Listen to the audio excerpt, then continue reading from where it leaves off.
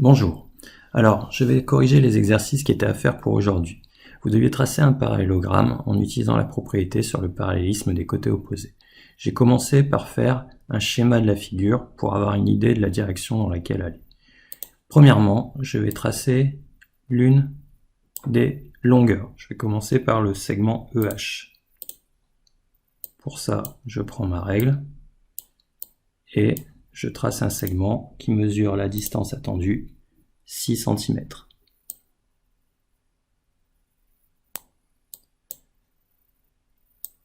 Je le nomme comme il faut.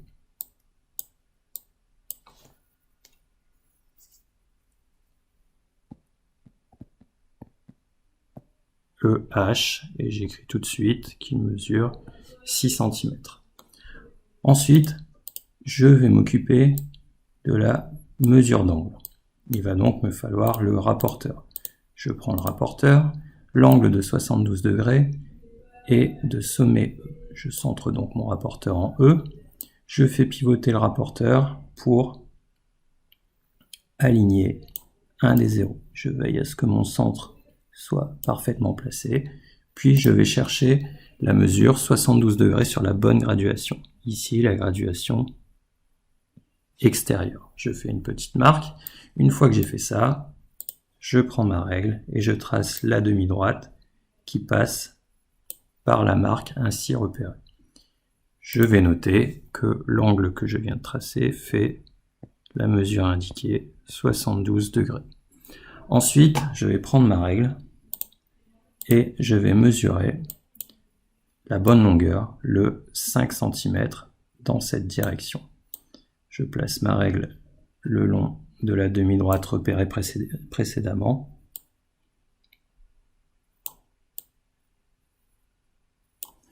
Et je fais la bonne longueur, c'est-à-dire ici, 5 cm. Voilà. À cet endroit, nous aurons le point F. Je précise que EF fait 5 cm. J'ai tracé les deux premiers côtés de mon parallélogramme. Pour terminer le tracé, je vais utiliser les propriétés du parallélisme de mon parallélogramme. Je vais d'abord prendre mon équerre, que je vais le placer le long d'un des côtés de mon parallélogramme. Ici, je vais commencer par le côté EH. Donc je place mon équerre le plus précisément possible le long de H. Et je vais utiliser ma règle pour tracer une parallèle à ce côté. Je fais glisser mon équerre le long de la règle jusqu'à arriver au niveau du point F.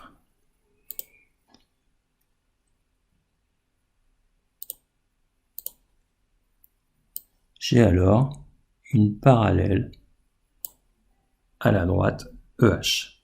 Je procède exactement de la même façon pour l'autre côté. L'autre côté, je place mon équerre le long, cette fois-ci de EF.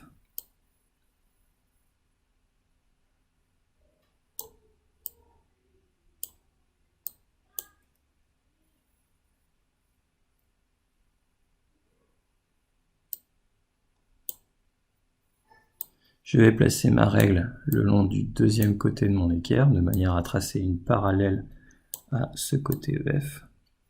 Et je vais faire glisser mon équerre le long de la règle jusqu'à rencontrer le point H. Donc là, je suis bien placé. Maintenant, je trace. J'obtiens alors une parallèle à la droite EF. Le point que j'obtiens, c'est le sommet qui me manque, c'est-à-dire G. Il ne me reste plus alors qu'à fermer mon parallélogramme.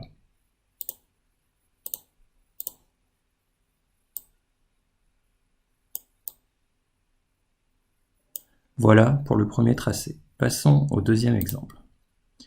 De la même façon, j'ai commencé par faire un schéma de la figure.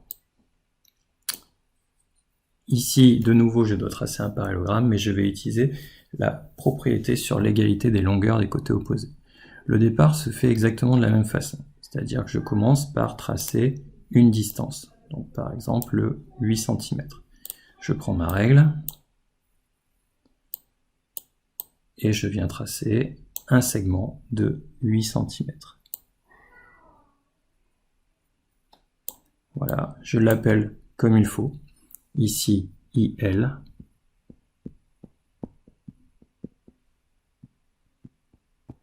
Et je précise que ce segment fait 8 cm. Ensuite, encore une fois, la deuxième étape, ça va être de s'occuper de la mesure de l'angle.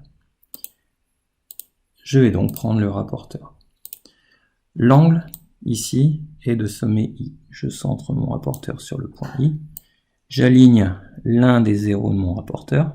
Ici, j'ai choisi d'aligner le zéro extérieur et je cherche 39 à l'extérieur. Je fais une petite marque au bon endroit.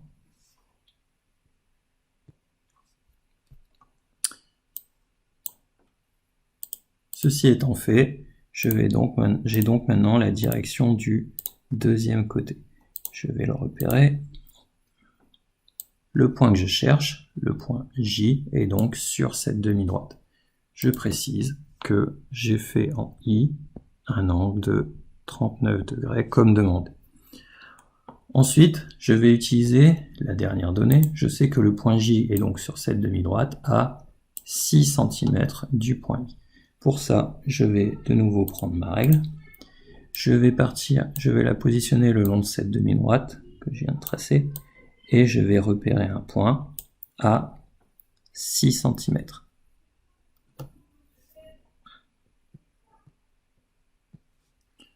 Ce point est le point J. Je peux alors tracer le deuxième côté de mon parallélogramme.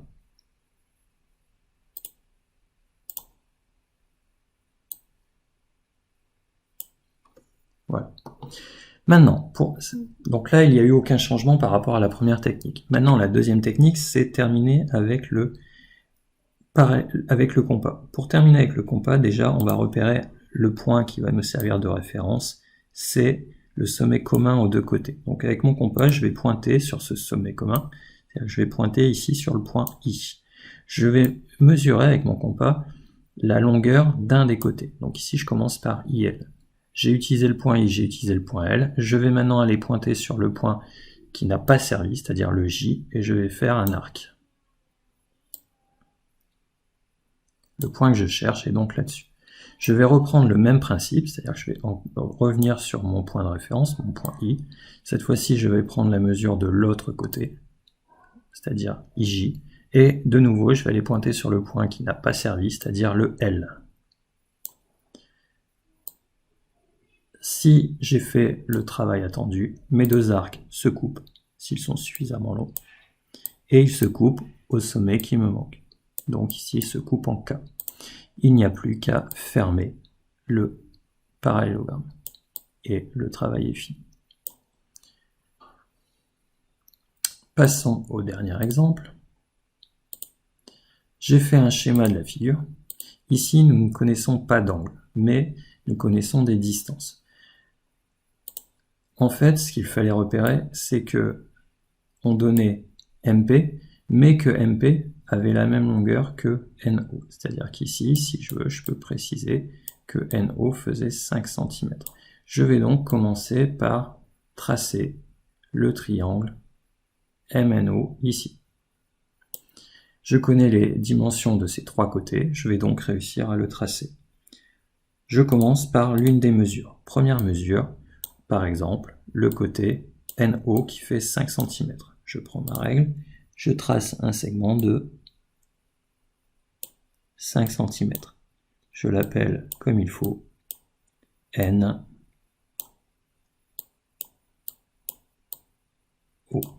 Je peux préciser que NO fait 5 cm. Maintenant, je vais déterminer le point M. Pour cela, je vais utiliser le compas, puisque nous l'avons vu, pour tracer un triangle, quand on connaît les mesures des trois côtés, on a besoin du compas. Je prends la deuxième mesure que je n'ai pas encore utilisée, MN fait 4 cm, et je vais pointer sur le point M. Avec ça, je vais faire un arc, sachant que le point M sera quelque part sur cet arc. Il me reste la mesure MO de 3 cm. Pour cela, je vais régler avec mon compas un écartement de 3 cm. Cette fois-ci, je vais pointer sur le point O et je vais faire un arc.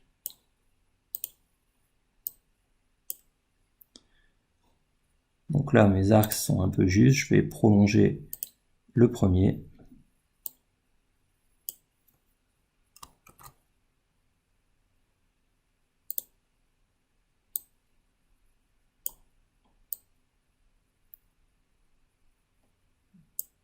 Donc, il faut essayer de les avoir fait suffisamment pour ne pas avoir à prolonger, justement. Le point que j'obtiens à l'intersection de ces deux arcs est donc ici le point M. Je peux alors tracer le triangle M, N, O. Maintenant, il me reste à terminer le parallélogramme. Avec la méthode que je veux, je peux faire soit utiliser le fait que les côtés opposés soient parallèles, soit utiliser le fait qu'ils soient égaux. Avec mon logiciel, c'est beaucoup plus pratique d'utiliser le fait qu'ils soient égaux et donc de le faire au compas. Je vais donc plutôt le faire au compas. Mon point qui va me servir de référence ici, c'est le point N. Donc je le vois grâce au schéma, le point que je cherche, il est en face du point N. Je vais donc prendre mon compas, mesurer le premier côté, NM, pointer sur O et faire un arc. Je fais exactement de la même façon pour le deuxième côté. Je prends en mesure le côté NO. Je vais pointer cette fois-ci sur M et je fais un arc. Encore une fois, mes deux arcs se coupent au sommet que je cherche, c'est-à-dire ici le point P. Il me reste alors à fermer mon parallélogramme. Voilà. Toujours bien vérifier à la fin, que ce soit dans cet exemple ou dans les précédents, que votre parallélogramme s'appelle bien comme il faut. Si vous respectez la technique, c'est obligatoire, mais j'ai vu dans certains de vos travaux, par exemple des personnes qui ont trouvé MNPO. Donc il faut que quand on fait le tour de la figure, MN, on trouve bien les lettres dans l'ordre, MNOP. Donc c'est bien le cas, moi sur ma figure, dans le sens inverse des aiguilles d'une montre, on trouve bien d'abord le M, puis le N, puis le O, puis le P. Donc voilà pour les exercices pour cette séance. À bientôt.